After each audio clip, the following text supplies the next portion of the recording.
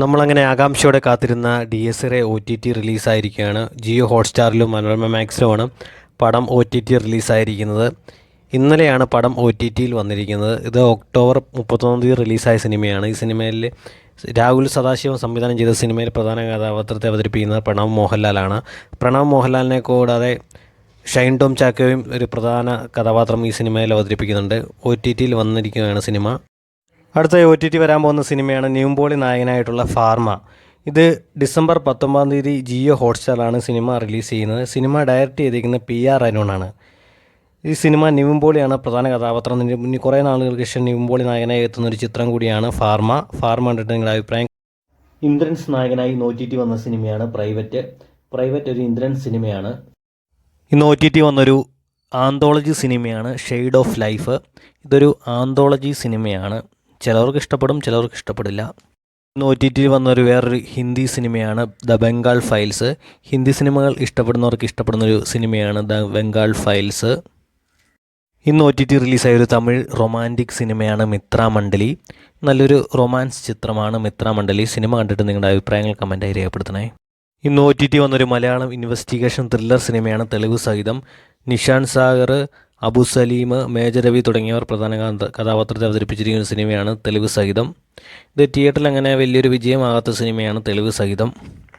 ഇന്ന് OTT വന്നൊരു വേറൊരു സിനിമയാണ് തമിഴ് സിനിമയാണ് ഹാപ്പി ബർത്ത്ഡേ ലൂസി. ഇതൊരു ത്രില്ലർ ഹൊറർ സിനിമയാണ് ഹാപ്പി ബർത്ത്ഡേ ലൂസി. ഇത് നല്ലൊരു എൻ്റർടൈൻ ചെയ്യുന്നൊരു സിനിമയാണ്. സിനിമ കണ്ടിട്ട് നിങ്ങളുടെ അഭിപ്രായങ്ങൾ കമൻറ്റായി രേഖപ്പെടുത്തണേ. ഇന്ന് OTT വന്നൊരു കിടുക്കാച്ചി തമിഴ് ത്രില്ലർ സിനിമയാണ് ലാറ.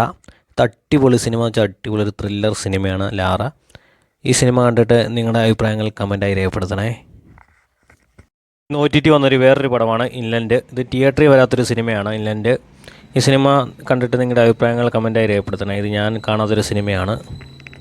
അടുത്തായി OTT വന്നൊരു സിനിമയാണ് ബൊഗോണിയ. ഇതൊരു ഇംഗ്ലീഷ് പടമാണ്. ഇംഗ്ലീഷ് പടം കാണുന്ന മച്ചന്മാർക്ക് ഇഷ്ടപ്പെടുന്ന ഒരു സിനിമയാണ് ബൊഗോണിയ.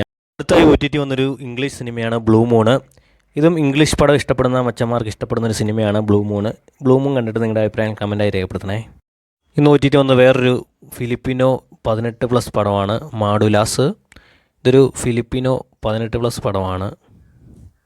ഇന്ന് OTT വന്ന വേറൊരു ഹിന്ദി ത്രില്ലർ സീരീസ് ആണ് ഡൽഹി ക്രൈം സീസൺ 3. ഇത് നെറ്റ്ഫ്ലിക്സിലാണ് റിലീസായിരിക്കുന്നത്. ഒരു ക്രൈം ഇൻവെസ്റ്റിഗേഷൻ ത്രില്ലർ സീരീസാണിത്. ഇന്ന് OTT വന്ന വേറൊരു ഹിന്ദി സിനിമയാണ് ഹോം ബൗണ്ട്. ഹിന്ദി സിനിമ ഇഷ്ടപ്പെടുന്നവർക്ക് ഇഷ്ടപ്പെടുന്ന ഒരു സിനിമയാണ്. OTT റിലീസായ അടുത്തൊരു പടമാണ് ഇമ്പം. ലാലു അലക്സ്, ദീപക് പർമൂല്, മീര വാസുദേവ് തുടങ്ങിയവർ കേന്ദ്ര കഥാപാത്രത്തെ അവതരിപ്പിച്ചൊരു ചിത്രമാണ് ഇമ്പം ഒക്ടോബർ 17, 2023 റിലീസായ ചിത്രം. October 17 OTT റിലീസായിട്ടുണ്ട്. അതായത് 2 വർഷത്തിന് ശേഷമാണ് പടം OTTയിൽ വരുന്ന ഒരു റൊമാൻറ്റിക് ചിത്രമാണ് ഇമ്പം.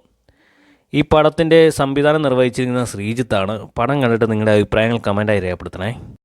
നിങ്ങളെ ഞാനിന്ന് പേടിപ്പിച്ച് കൊല്ലും. പേടിക്കാൻ വേണ്ടി അടുത്തൊരു ഇംഗ്ലീഷ് പടം കൂടെ വന്നിട്ടുണ്ട്, the astronaut. Thriller American science horror സിനിമയാണിത്. ഈ പടം ആമസോൺ പ്രൈമിൽ ഇപ്പോൾ അവൈലബിൾ ആണ്. പടം കണ്ടിട്ട് നിങ്ങൾ പേടിച്ചോ ഇല്ലെന്ന് കമൻറ്റായി രേഖപ്പെടുത്തുക. ഇപ്പോൾ പേടിപ്പിക്കാൻ വേണ്ടി കുറേ സിനിമകൾ ഇറങ്ങിയിട്ടുണ്ട് ഇംഗ്ലീഷിൽ.